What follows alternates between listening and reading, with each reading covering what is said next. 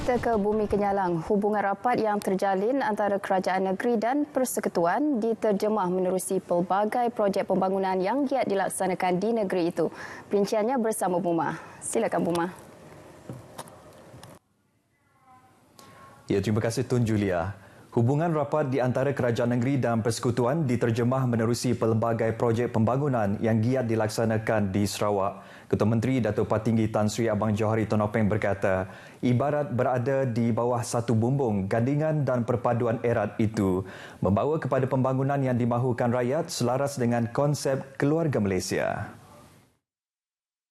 Jelasnya, tanpa mengira latar belakang, budaya dan kepercayaan agama, hubungan kerajaan Sarawak dan persekutuan kekal harmoni demi pembangunan kepada masyarakat. Datuk Patinggi Tan Sri Abang Johari berkata demikian ketika berucap pada majlis perasmian lapangan terbang Mukah yang disempurnakan oleh Perdana Menteri Datuk Seri Ismail Sabri Yaakob pagi tadi.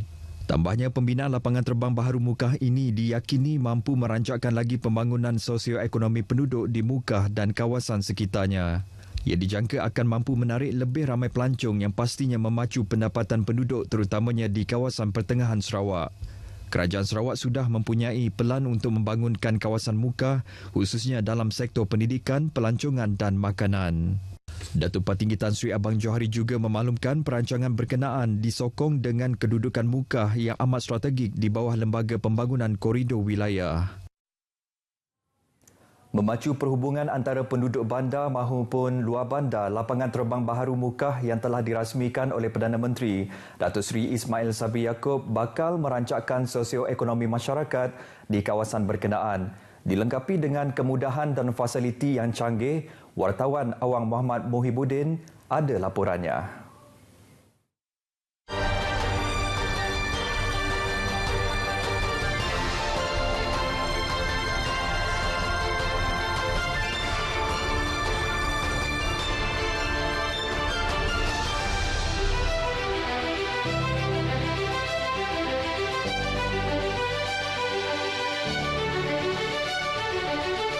Siap sepenuhnya pada April lalu, lapangan terbang baharu Mukah yang mula dilaksana pada Ogos 2017 ini berkeluasan 3,120 meter persegi. Menggantikan lapangan terbang Mukah yang lama, lapangan terbang yang baharu ini mampu menampung sehingga 264,000 orang penumpang dalam setahun. Dari segi transit, check-in pun kaunter dulu satu. Kalau di sini ditambahkan beberapa kaunter, ada juga dari segi facilities yang memberikan lebih banyak kesenangan untuk duduk dan mempunyai hawa dingin, lebih banyak lagi facilities yang lain. Alhamdulillah.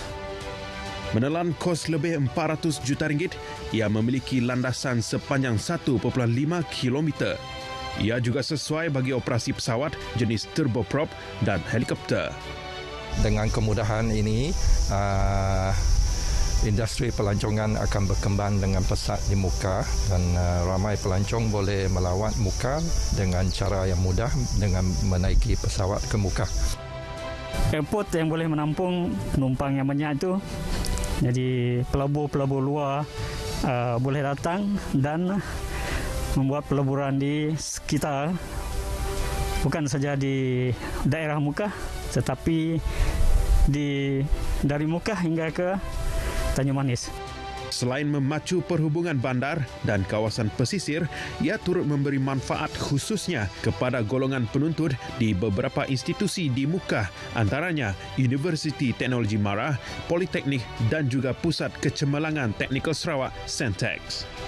Terletak 7 km dari pusat bandar, lapangan terbang baru Mukah kini boleh mengenali lebih banyak penumpang dan mengukuhkan prospek bandar dalam menyumbang kepada pembangunan ekonomi tempatan.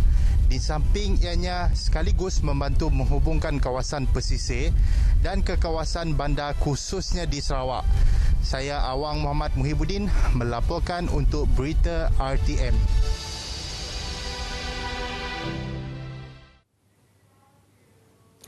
Semangat keluarga Malaysia perlu disebar luas khususnya dalam kalangan belia menerusi penglibatan aktif mereka menggunakan interaksi sosial.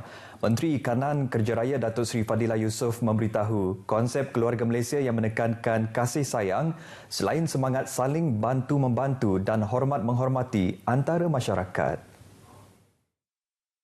Jelasnya, semangat kekeluargaan ini akan mewujudkan kerukunan dan perpaduan. Justru, katanya, belia perlu berfikiran positif bagi membolehkan apa yang dirancang oleh kerajaan dapat dilaksana dengan jayanya. Datuk Seri Fadilah berkata demikian pada perasmian program sepakat Ad-Komuniti peringkat bahagian Kuching di Kampung Segedup, Kuching. Pada program tersebut, beliau mengumumkan peruntukan berjumlah RM50,000 bagi pembinaan sebuah perpustakaan di Kampung Terbabit. Baik saudara, dalam perkembangan lain, gabungan muka lama dan baharu yang ditampilkan oleh Gabungan Parti Sarawak GPS sebagai calon bertanding dalam pilihan raya umum Dewan Undangan Negeri PRU DUN Sarawak ke-12 adalah merupakan gabungan yang baik. Ketua Whip GPS Datuk Seri Fadilah Yusof memberitahu gabungan tersebut akan mewujudkan idea-idea yang baru, terutamanya golongan muda bagi meneruskan kesinambungan pembangunan di negeri ini. Jelasnya, pemilihan calon telah dibuat dengan teliti oleh Ketua Menteri Datuk Patinggi Tan Sri Abang Johari Tonopeng yang diyakini dapat meneruskan kesinambungan GPS untuk terus menerajui kerajaan negeri.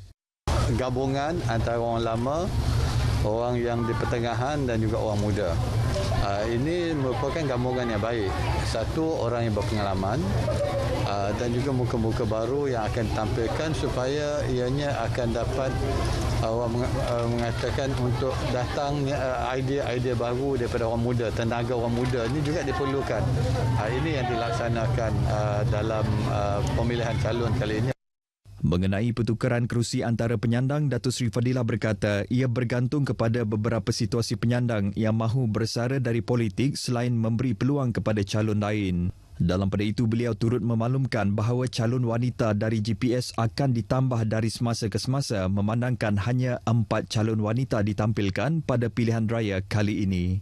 Ujarnya lagi, gabungan tersebut akan menampilkan penyandang DUN Dalat Datuk Seri Fatimah Abdullah, DUN Bekenu Datuk Rozi Yunus, DUN Samariang Datuk Sharifah Hasidah Said Aman Ghazali dan DUN Lingga seorang muka baharu iaitu Dayang Norazah Awang Sohor.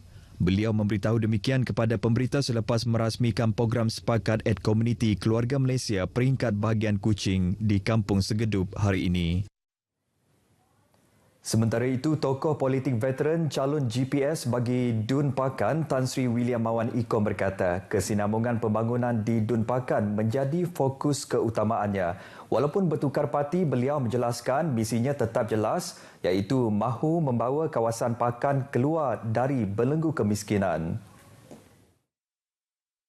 During Chief Minister's visit to Pakan, we came up with a master plan, the blueprint for development. It need to be sustained, it need to be translated into reality.